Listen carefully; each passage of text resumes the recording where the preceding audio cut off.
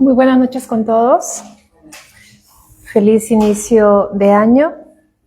Y pues el día de hoy tenemos este tema tan bonito sobre la fe. En este caso, la fe transporta montañas. Según el Evangelio del Espiritismo, capítulo 19, de ítem del 1 al 7.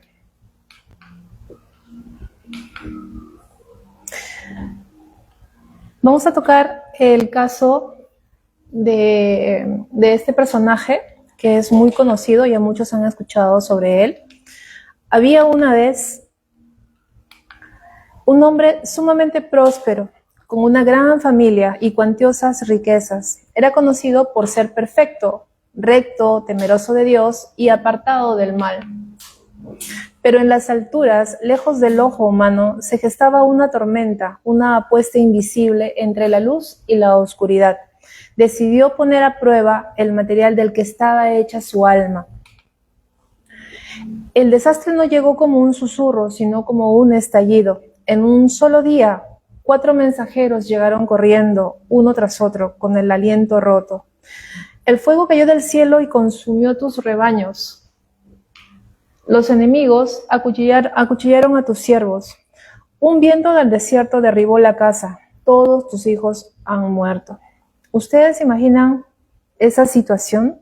Vivir en un solo día tanta catástrofe. La oscuridad insatisfecha pidió más. El hombre fue golpeado por una enfermedad atroz que cubrió su cuerpo de llagas purulentas. Se sentó entre la basura, usando un trozo de vasija rota para rascarse las heridas. Su esposa, incapaz de soportar el horror, le susurró al oído: ¿aún te mantienes firme? Maldice a Dios y muérete de una vez. Lejos de ayudarlo, lejos de acompañarlo, fue encima a llevarlo más profundo. Incluso sus amigos que vinieron a consolarlo terminaron señalándolo con el dedo, asegurando que tal desgracia solo podía ser fruto de una maldad oculta. El hombre estaba atrapado en un laberinto de dolor físico, soledad absoluta y el silencio de un cielo que parecía haber olvidado. El suspenso alcanzó su punto máximo cuando el hombre, al borde de la muerte, clamó por una respuesta. ¿Por qué el inocente debe sufrir? ¿Por qué la oscuridad triunfa sobre el justo? Entonces el cielo se oscureció y un torbellino descendió sobre él. No hubo una explicación lógica, sino una manifestación de poder. Una voz desde el trueno preguntó: ¿dónde estabas tú cuando yo establecí los cimientos de la tierra? Esa es una pregunta que nos lleva un poquito a la reflexión. Obviamente estamos hablando de ese poder absoluto de Dios que le dice a este personaje: tú no existías cuando yo tuve o cuando yo creé la tierra. En ese instante el hombre comprendió que su dolor no era un castigo, sino una pieza en un rompecabezas infinito que su mente humana no podía captar. Este hombre era Job. Volveremos a la historia de Job en un momento. Mientras, el tema de hoy, que es la fe. ¿Qué entendemos por fe? Según el diccionario de la Real Academia Española, fe quiere decir creencia y esperanza personal en la existencia de un ser superior. Según la Biblia, la certeza de lo que se espera. Según la raíz griega, confianza depositada en las personas o los dioses. ¿Qué encontramos en común en estas 3 definiciones? Creencia, certeza, confianza. Que en otras palabras, estamos hablando de creencia. Bien, todas coinciden en estos pilares. También de esperanza, espera, ¿sí? Esperanza. Entonces, creencia más esperanza es lo que definimos como fe. Todo lo que estamos aquí tenemos fe, aunque no siempre la llamemos así. La doctrina nos enseña que para entender nuestra evolución debemos identificar las formas en que estas fuerzas se manifiestan en nuestra vida.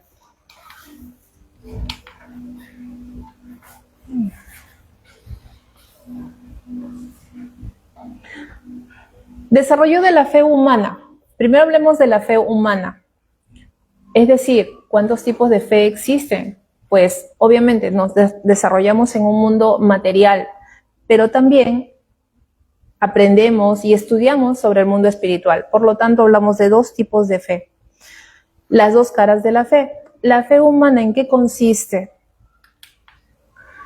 Esa fuerza de voluntad y destrezas de nuestros talentos, de nuestros dones, ese deseo de nosotros de crear algo, que llamamos, por ejemplo, éxitos académicos, materiales, aquel que está basado en el conocimiento, en nuestra propia búsqueda de información, impulsada por nuestro deseo llamado libre albedrío. ¿Bien? Bien. Ahora, por otro lado, el desarrollo de la fe divina. Existe la fe divina. Esta es más profunda. Es la que Dios ha dejado grabada en nuestra conciencia. Es aquella que no se ve. Es la que nos impulsa a buscar lo trascendente, sin importar dónde has nacido o dónde te has criado. Bien. A menudo esta fe se canaliza a través de las religiones, pero su verdadera esencia es la comprensión de nuestra naturaleza espiritual. Es decir, es aquella que nos conecta con el ser superior, es aquella que está de manera natural en nuestra conciencia, independiente de ritos o religiones. Bien, es la que busca la transformación moral. Entonces, aquí tenemos claridad en estos dos tipos de fe.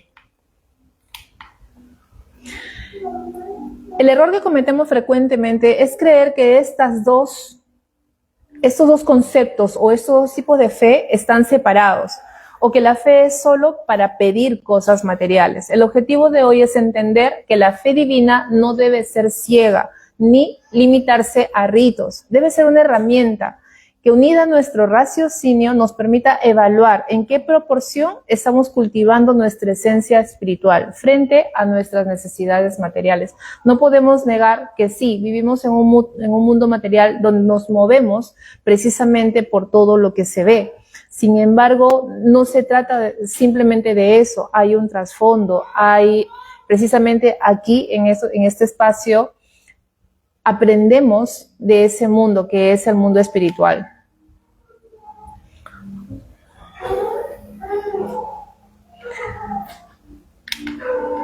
La fe en el mundo.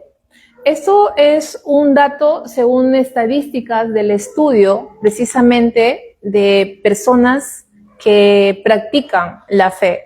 Acá vemos una gran diferencia entre el estudio que se realiza esto a partir del 2010 y es una proyección al 2050.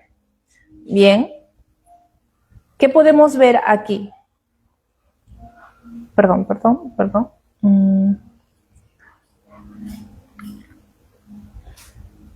Ok. ¿Qué podemos ver aquí? Que en más o menos dentro de 25 años, las personas que no son, por ejemplo, que no son cristianas, más o menos va a ser la misma en número de las que practican otra religión. También podemos ver que cada vez más personas que no tienen ningún tipo de creencia van a estar creyendo en algo más, porque es nuestra propia naturaleza, es nuestras propias, está intrínseco en cada uno de los seres humanos buscar esa creencia, esa fe, ese deseo de encontrar algo más allá de lo evidente, ¿no? En especial en el Perú, el 76% de la población profesa la religión católica. Sin embargo, esto, según este estudio y estas proyecciones, pues está cambiando, ¿no? Entonces, ¿qué podemos ver? Que cada vez las personas que no tienen ningún tipo de creencia o que son, ¿cómo se les dice a las personas que no creen? Ateos, agnósticos, exacto. Van a tener o van a encontrar una digamos, una línea de creencia, ¿no?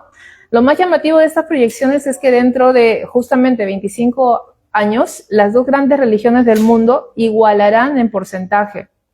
Pero el dato que realmente que llama la atención es que el grupo de personas que no creen en nada serán proporcionalmente mucho menor. Bien, entonces, pues como individuo necesitamos incrementar la fe para entender lo que Dios dejó grabado, ¿dónde? En su conciencia.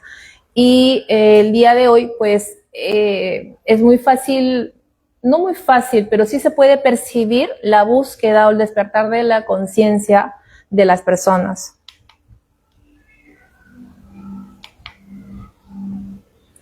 ¿Qué podemos entender con esto? La fe va a seguir creciendo en el mundo. Nuestra tarea no es solo ser parte de una estadística, sino asegurar que nuestra fe sea un motor de progreso real y no un simple ritual de vacío.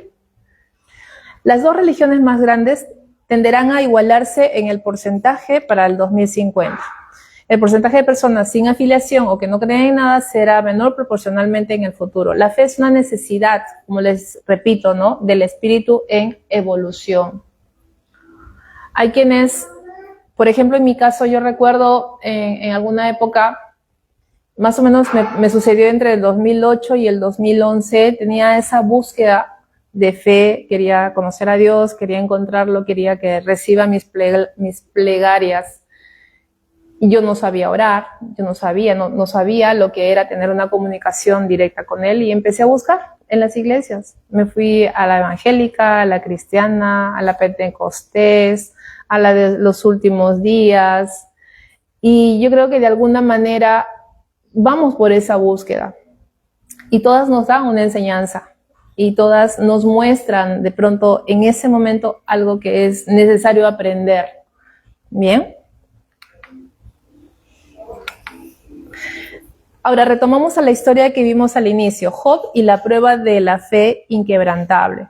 Al inicio pudimos conocer su historia y todo lo que le sucedió a este hombre en tan poco tiempo. Perdió su dinero, su oro, su casa, fallecieron sus 10 hijos, tuvo una enfermedad, estuvo muy mal con llagas en el cuerpo, no tenía absolutamente nada. Entonces, hemos visto ya definiciones de fe, pero ahora vamos a ver la fe en acción. La historia de Job es el ejemplo más potente de lo que significa tener una fe que no dependa de las circunstancias externas.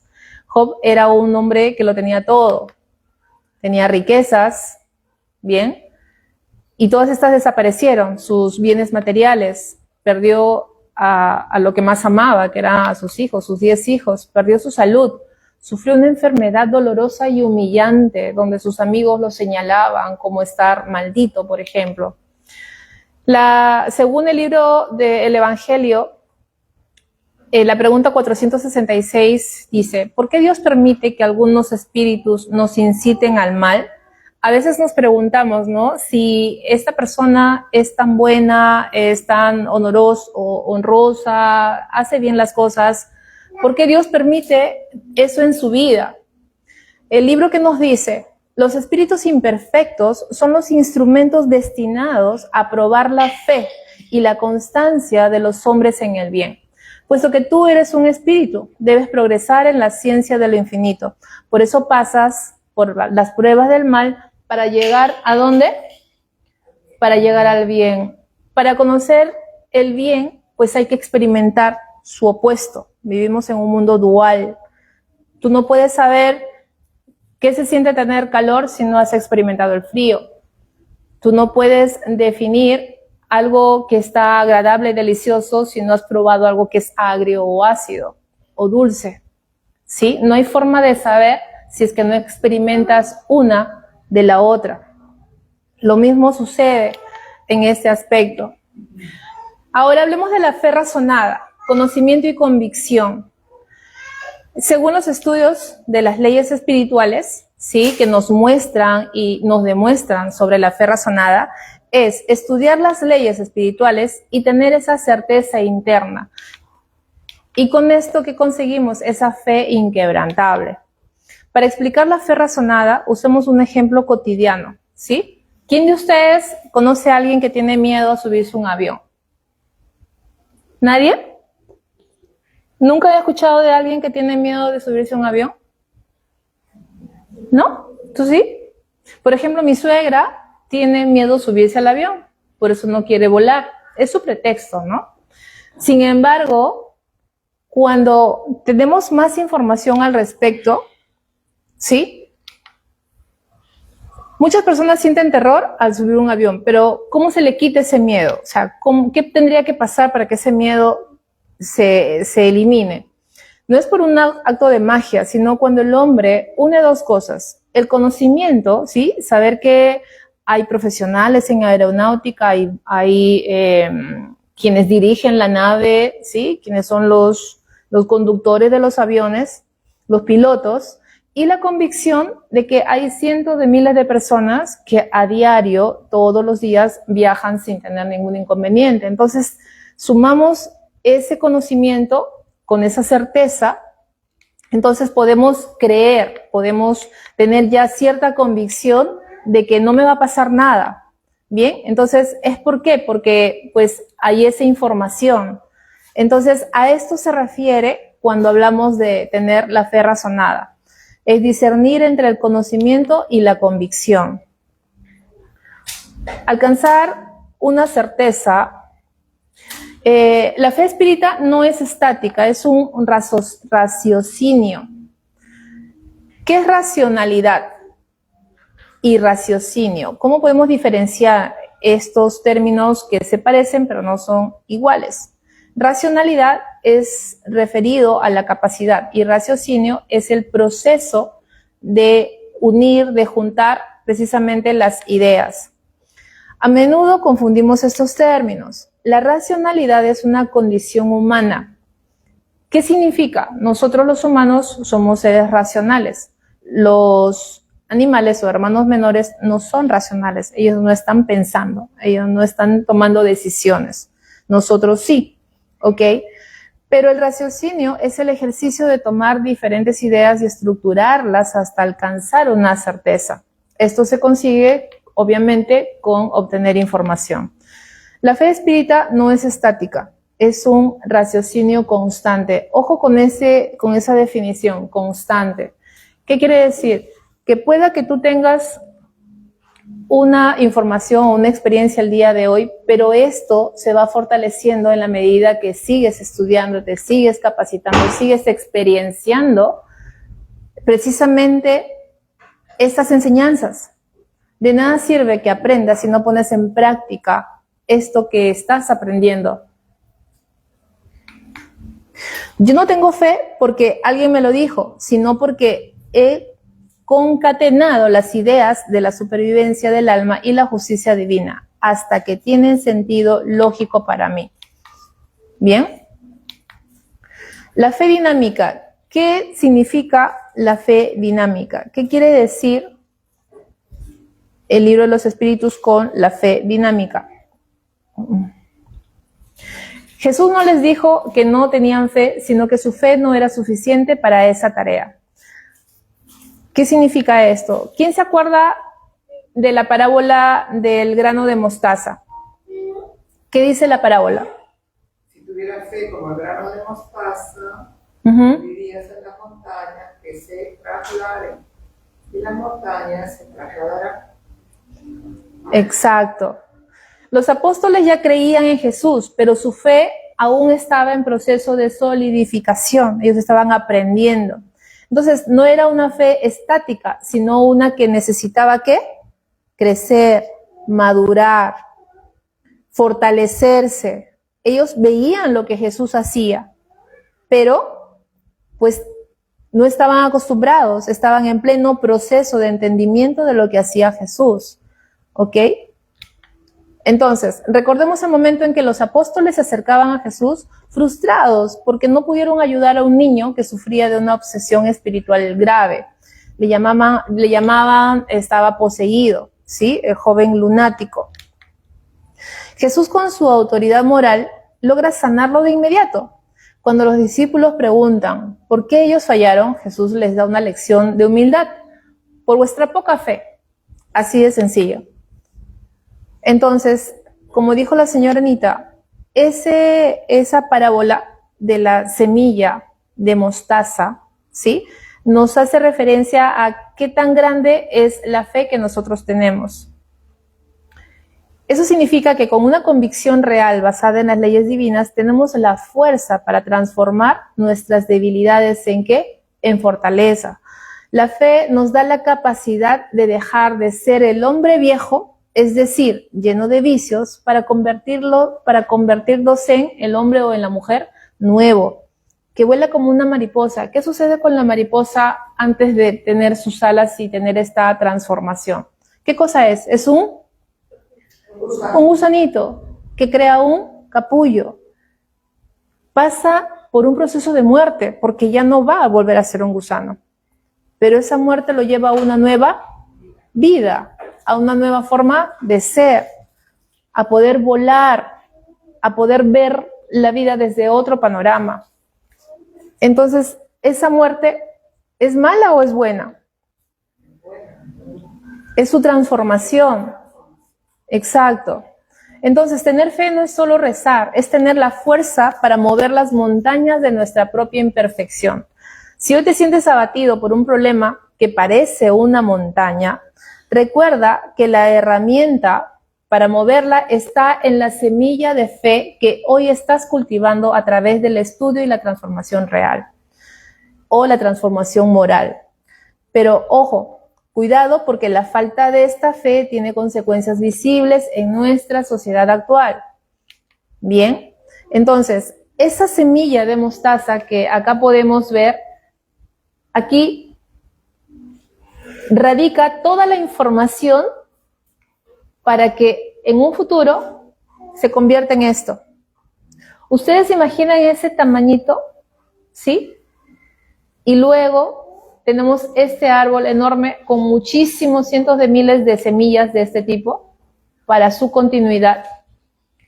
En la parábola Jesús hace referencia, si tu fe fuera del tamaño de una semilla de mostaza, podrías mover montañas. Y como es una parábola, ¿qué quiere decir? Las montañas es la referencia a tus problemas, a tus dificultades, a tus dudas, a tus miedos, a lo que sea que está sucediendo en tu vida, que pareciera de pronto muy grande el problema, del tipo que sea. Si tu fe fuera de ese tamaño, esas montañas las podrías erradicar. Hay quienes, por falta de entendimiento, creen que la montaña literal se va a mover, pero hay que saber entender el mensaje de la parábola, porque por eso son parábolas. ¿Bien? Las consecuencias del vacío espiritual. ¿Quién me dice qué comprende o qué entiende como vacío espiritual? Si tiene alguna idea. ¿Has sentido alguna vez un vacío espiritual? Falta de fe, muy bien. Hasta ahora hemos hablado de lo que la fe construye, pero es necesario mirar la contraparte, mirar la realidad de lo que sucede cuando no hay fe, ¿sí? Falta de creencia, exacto. La falta de fe no es solo un estado neutral, es una carencia que nos deja fértiles, ¿sí? Ojo, para la debilidad, ¿bien? Y para todo lo que acarrea precisamente esto que llamamos debilidad. La amargura y la irracionalidad. Lo vemos a cada momento, a cada instante, por los medios, ¿sí? De tanta irracionalidad. No podemos entender cómo hay gente haciendo tantas locuras afuera. Precisamente es por este motivo, por su falta de fe. Entonces, podemos ver hoy en día casos dolorosos como jóvenes, ¿sí? En las redes sociales, anunciando su partida. ¿Qué creen que está pasando aquí? Hay vacíos existenciales. Exacto. ¿Qué quiere hacer esta persona en este momento? Acaba con su vida. Exacto. Cuando el cuerpo y la mente se intoxican de resentimiento y egoísmo, la persona pierde la capacidad de ver que los problemas son temporales. La fe es la que nos dice, esto también pasará. No solamente este tipo de casos. Tenemos, por ejemplo, en algunos lugares donde se lucha, digamos, o se exige, yo decido cómo y cuándo morir. Y hablamos de la eutanasia. Entonces se pierde la oportunidad de vivir un día más, de recibir el amor de los hijos, de cerrar ciclos. La fe creciente nos da la fuerza para soportar las vicisitudes con la frente en alto, ¿sí? Con humildad, pero sabiendo reconocer la vida, sabiendo que somos seres inmortales, finalmente, que este cuerpo físico es duradero por un tiempo limitado, pero nuestra esencia, nuestro espíritu no, es eterno.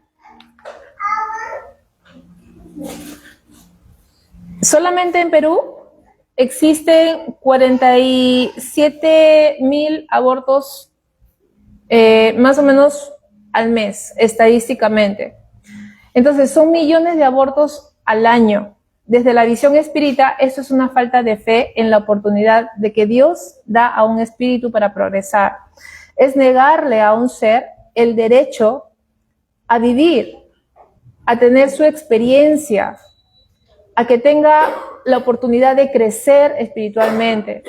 Cuando el hombre tiene fe y conocimiento, entiende que nada sucede por azar y que cada vida tiene un propósito sagrado. Entonces, este tipo de cosas, el suicidio, la eutanasia, el aborto, sencillamente son las consecuencias del vacío espiritual, de un cúmulo de emociones como la amargura, los celos y la crueldad que afectan finalmente el cuerpo físico. Una persona sin fe es como un edificio sin cimientos. Ante el primer terremoto moral se derrumba, pero el espiritismo no viene a juzgar estos actos, sino a darnos la herramienta, la fe razonada, para que nadie más llegue a ese punto de desesperación. Ahora, ¿cómo fortalecer mi fe? Ya entendí, existen dos tipos de fe, ya entendí que Job pasó todo un terremoto, sin embargo, siempre se mantuvo él sin maldecir, ¿no? a Dios. Ahora, ¿pero cómo puedo hacer yo para crecer mi fe, para fortalecerla? ¿Qué debo de hacer o qué me podría funcionar? Esa es una buena pregunta, ¿ok? Vamos. Okay. Muchos dicen, yo quisiera tener fe, pero no me nace. La doctrina nos enseña algo distinto. La fe es una voluntad, una decisión que tomamos. Pero parece que esta decisión, para que se mantenga, necesitamos herramientas, necesitamos un método. No es algo que se inventó ayer, es lo que Jesús nos enseñó y el espiritismo explica de forma práctica. Primera herramienta, sobre las buenas acciones. ¿Ustedes creen que el hecho de ir a orar aquí a esta mezquita, solamente la oración fortalecería la fe? ¿O es necesario algo más? Ok, perfecto. La pregunta 661 del Libro de los Espíritus nos dice que las buenas acciones son la mejor de las plegarias. ¿Quieres fortalecer tu fe? Excelente, actúa bien. Cada vez que ayudas a alguien, ¿sí? Esta se está fortaleciendo. Los hechos siempre hablan más fuerte que las palabras. Se reconoce al hombre de bien por sus actos. Esa sería la primera herramienta, la acción. La segunda, la oración. La oración no es para convencer a Dios de que haga lo que queremos, sino para acercarnos nosotros a Él. Como vimos en las preguntas anteriores, 658 a la 664, donde se habla sobre la oración, ¿sí? ¿La oración es grata a Dios? ¿Cuál es el carácter general de la oración? ¿La oración hace mejor al hombre? ¿Cómo se explica que algunas personas que oran mucho tengan, a pesar de eso, muy mal carácter? Existe mucho, ¿verdad?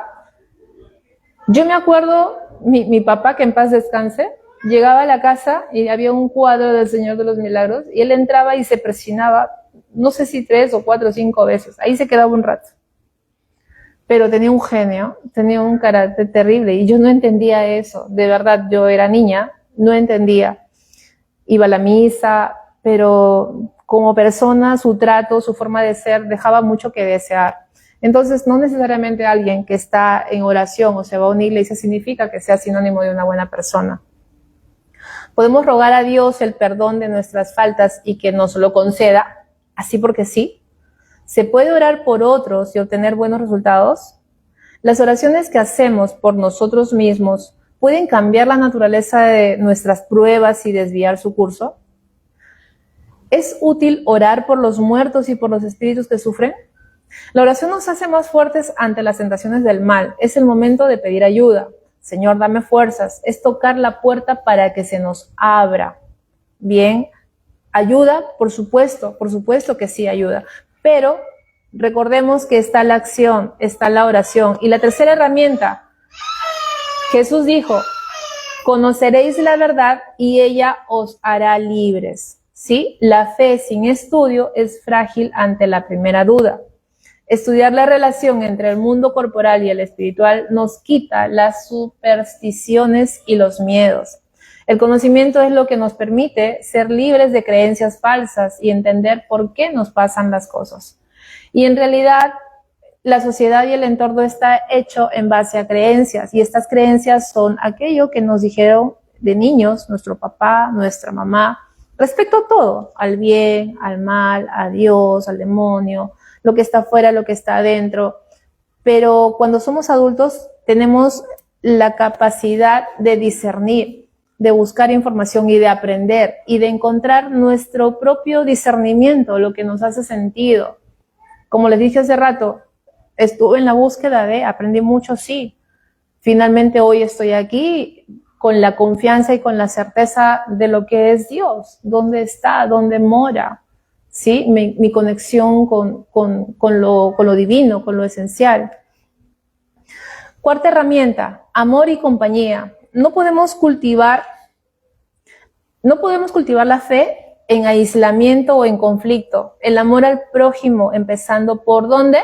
¿Dónde empieza el amor al prójimo? Con nosotros. ¿Quién más? Primero está alrededor de nosotros. ¿Con qué nos encontramos? Con la familia, exacto. Es nuestro prójimo más inmediato. ¿De qué sirve si de pronto estás en este camino y estás peleado con los hermanos? O hay una enemistad y no has cerrado una conversación, no has cerrado un malentendido con la familia, con los papás o con los hijos. Hace poco, después de Navidad, viví una experiencia muy bonita por la que yo había orado bastante, se los digo de corazón. Y después de 15 años, pues hablé con mi sobrina, la que yo digo que es mi sobrina, pero en realidad es mi prima. Y decidí abrir ese espacio, ese canal de comunicación. Lo aceptó. Le pedí perdón por lo que sea que ella haya sentido en base a mi actuar hace 15 años atrás. Y ella lo estaba esperando. El viernes es su cumpleaños, me ha invitado a su cumpleaños. Y después de 15 años estamos retomando ese contacto de familia. Yo la vi nacer. Es la reconciliación. Exacto. Y eso se perdió hasta cuando ella tuvo 23 años. El día de hoy va a cumplir 38.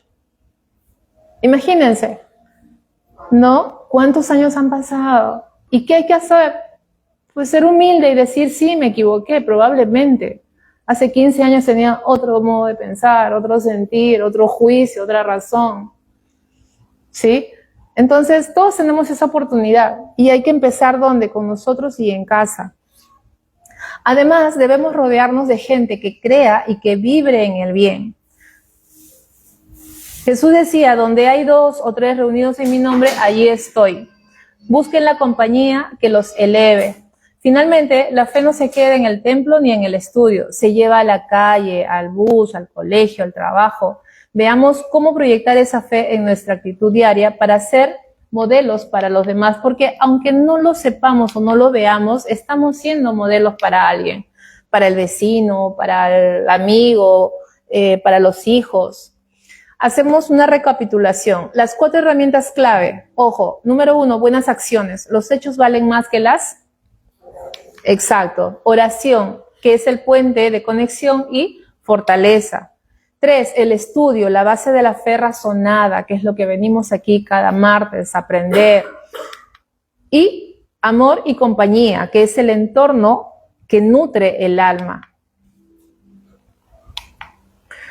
La fe en acción, actitud y proyección. ¿Qué quiere decir en este aspecto? Veamos. La fe tiene un lenguaje corporal. ¿Quién está de acuerdo? ¿Se nota cuando alguien está en fe y en confianza y cuando no? ¿Se puede notar en el cuerpo? ¿O no? La paz, una persona pacificada. La fe no es algo que se guarda en un cajón, la fe se proyecta. Como mencionamos en la charla, hay una psicología de la fe. Una persona que confía en Dios y en el porvenir no camina cabizbaja, no camina ensimismada, ¿no? Ni derrotada. Camina con postura erguida, no por orgullo, sino por la dignidad de saberse un hijo de Dios. Y eso es algo que no manejamos como concepto. ¿Ok? Podemos distorsionarlo fácilmente y sí, pensar que, ay no, van a pensar que soy orgullosa, por ejemplo. Bien, pero bueno, ese es el pensar de la gente. Mientras tú sepas cómo te estás conduciendo, eso es lo más importante. Entonces, ¿qué más? Ese es número 1. Número 2, nuestra voz debe ser siempre alegre. Siempre ¿qué encontramos por lo general? ¿No? Cuando hablamos por la calle, nos encontramos con alguien. Hola, ¿cómo estás? Ahí te dicen, más o menos, más menos que más. ¿Sí o no? Es lo usual.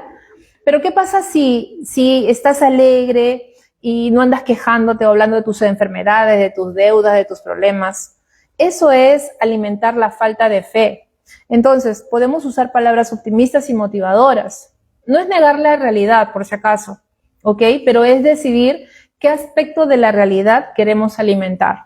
Eso es algo muy sutil, pero es algo muy poderoso, ¿ok? Cuando te pregunte cómo estás, di feliz de la vida. Eso puede cambiar a tu receptor. Wow. Y si tu receptor estaba como que medio depre, wow, o sea, va a querer sintonizar contigo. Pero si tú, pucha, no sabes lo que me pasó, ay no, lo que me pasó a mí fue peor, espérate que te cuente. Y ambos estarían, pues, vibrando más bajo o más denso. Terminan llorando, por último, ¿no? Contándose sus desgracias y sus penas, ¿no? Cada uno, qué drama es peor. Entonces, cuando tú dices, estoy feliz de la vida, eso no solo te anima a ti, sino y también ilumina a quien te está escuchando. Ahora, número 3, no hay nada que opaque más la luz de la fe que hablar mal de los demás. Ojo, la crítica, sí, y la hiel amargan el camino. Si queremos que nuestra fe crezca, debemos limpiar nuestra palabra. La fe no se dice, la fe se demuestra. Esto le llamo yo, lo he definido como decálogo de la actitud, que es lo que acabamos de ver. ¿Bien? Caminar con postura erguida, ¿sí? Número 2, usar una voz alegre y optimista. Número 3, no hablar mal de nadie, ¿sí? Eso te envenena a ti mismo. Enfocarse en las soluciones, no en los problemas. Bien, puedes ser un modelo para otros, para tus hijos, para tus vecinos, para tus amigos. El ejemplo de los que no tienen nada, no esperes a tener el empleo perfecto o la salud total para tener fe. Ten fe ahora y verás cómo tu mundo empieza a organizarse de una manera diferente. ¿Por qué? Porque es atraer una vibración más alta. En lo que tú estés vibrando es con lo que vas a conectar. Casos actuales de la fe excepcional. ¿Alguien ha escuchado hablar de Nicholas James, más conocido como Nick Vujicic? Fe en el propósito. Él nació con el síndrome de tetraamelia, sin brazos y sin piernas. A través de un cambio de mentalidad y una fe profunda, Nick entendió que sus limitaciones físicas no definían su espíritu. Hoy es uno de los oradores más influyentes del mundo. Viaja solo, nada, hace surf y tiene una familia hermosa. ¿Sí? Nick. También han escuchado sobre los 33 mineros de Chile. Ellos con una oración profunda y colectiva con mucha fe, fueron 33 mineros que quedaron atrapados a 700 metros bajo tierras tras un derrumbe. Mantuvieron la disciplina, el racionamiento y sobre todo la oración diaria. Crearon un altar en las profundidades. Cuando fueron rescatados después de 69 días, muchos afirmaron que no eran 33, sino 34, sintiendo una presencia espiritual constante que los guiaba. ¿Ustedes se imaginan una situación así? Casos actuales de fe excepcional. No sé si conocen al doctor Mario Alonso Puig. Él habla sobre la ciencia de la fe y la esperanza. Él es un médico cirujano español, referente actual sobre cómo la fe afecta la biología humana. Tú eres tu propia medicina, tú te puedes curar, tú te puedes sanar a ti mismo. Explica científicamente cómo una persona con fe y actitud positiva activa el sistema inmunológico y la corteza prefrontal del cerebro, mientras que el miedo o la falta de fe activa la amígdala y apaga ¿qué? La inteligencia. Yo los invito a que lo busquen, tiene muchos videos muy interesantes en las que podemos seguir aprendiendo sobre este punto. Los niños del Guaviare. Esto es una historia que se dio en Colombia. Fue una Operación Esperanza, llamada Operación Esperanza. Fueron 4 niños indígenas, sobrevivieron 40 días en la selva amazónica, tras un accidente aéreo donde murió su mamá. La fe de la abuela y la comunidad indígena fue clave. Mientras el ejército usaba tecnología, los indígenas usaban su conexión espiritual con la madre selva. El país entero se unió en una cadena de oración y fe que no permitió que la búsqueda se detuviera y los niños fueron encontrados. Como dice Juana de Ángelis, es necesario que el hombre viejo muera para que nazca el hombre nuevo, como la mariposa que deja atrás la oruga para surcar los cielos. Salgan de aquí hoy con la firme resolución de mover sus montañas personales. Muchas gracias.